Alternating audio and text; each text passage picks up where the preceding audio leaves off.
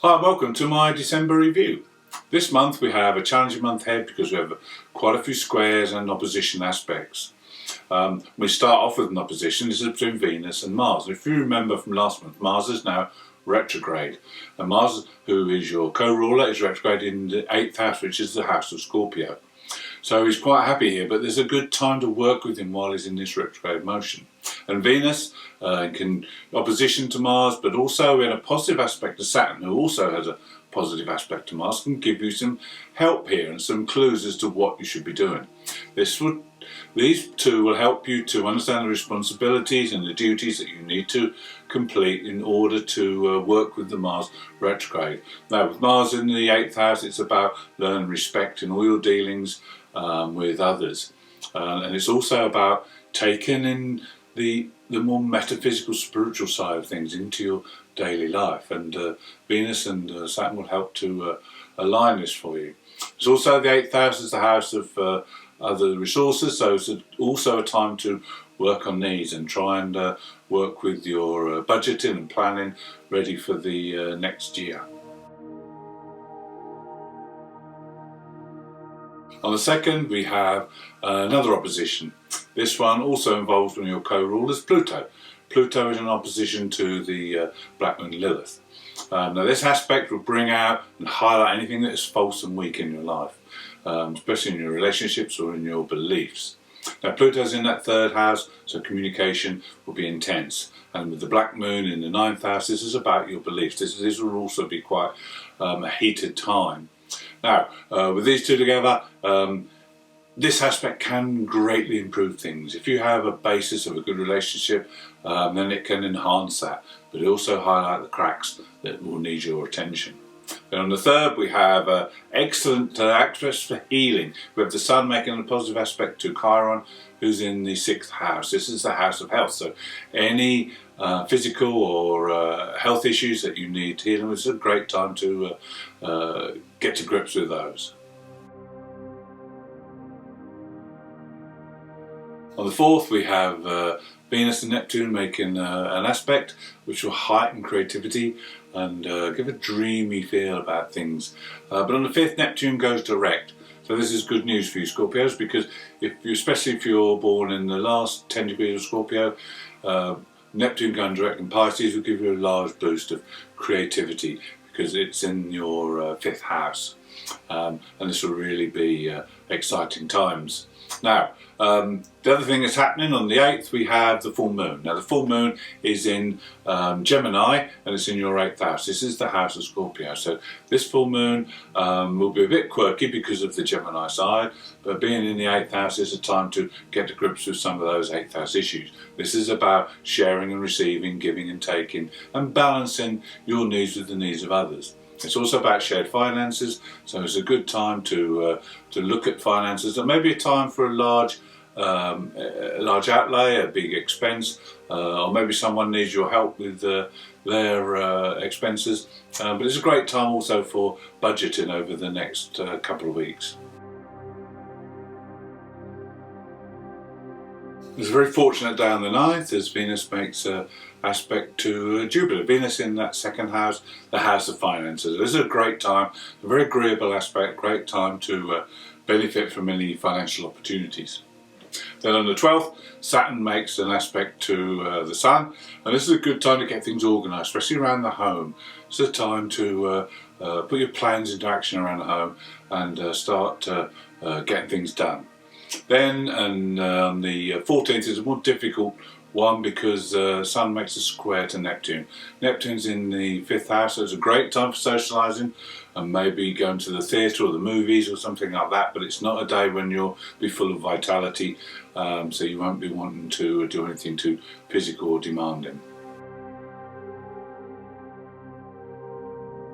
We have an interesting configuration on the 15th as Mercury makes an aspect to Chiron and the Moon's nose. Now the South Node in particular has Cupido conjunct. This is Cupid, the asteroid. And so this is a time when, because the South Node's the past, someone from the past may communicate with you and it could bring difficulties with it.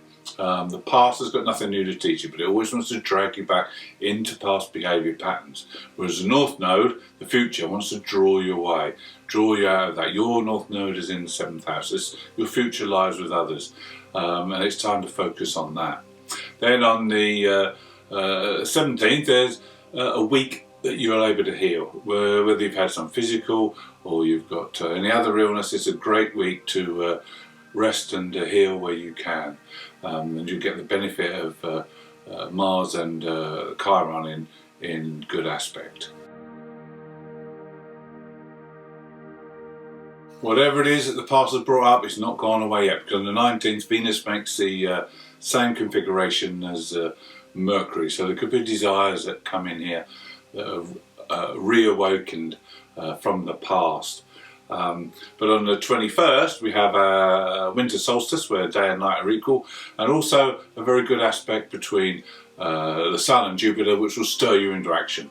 This will force you to move away from the past and to embrace growth and the future. On the 22nd, the Sun moves into Capricorn and joins Mercury, Venus and Pluto, your ruler, who's already there. The 23rd sees the Moon move into Capricorn and makes a new Moon on the 1st. It's a very powerful new Moon.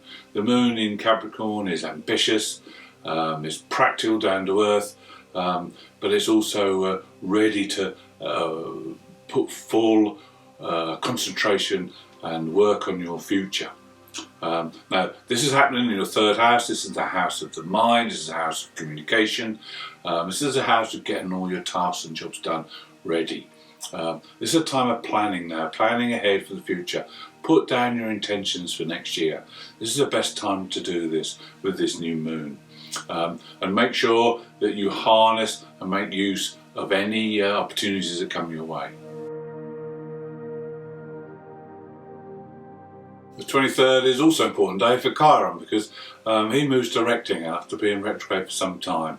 Now, if you remember, he's in your 6th house. This is the house of the physical side of things. So if there's been any illness, you've already had the chance with Mars working with Chiron over the last week. So now you'll start to feel better. Things will start to come together again. It's like part of you has been restored or revitalised. Then on the following day we have an aspect. Well, between the 24th and the 28th, there's 2 aspects, both to Neptune, so this will boost your creativity. Neptune as well is now moving direct, so this will give you a great boost of social activity as well. On the 29th, Mercury goes station retrograde. This will be for 3 weeks. Being in your 3rd house is not a good time to sign any contracts or important documents. Best to put them on hold for a while, and communications may become misunderstood or lost in translation, so to speak. So it's a time when you need to be very careful with the small print. Look at everything and make sure you understand everything clearly. Then on the last day, the 31st, we have a very powerful, intense aspect for you Scorpios, because it's Venus making conjunction with Pluto, your ruler. Now this is, as you know before, this is a very intense and a very passionate time. Thank you for tuning in. I hope you've enjoyed. If you have, please subscribe if you haven't already, and we'll look forward to seeing you next month when we're going to look at the year ahead.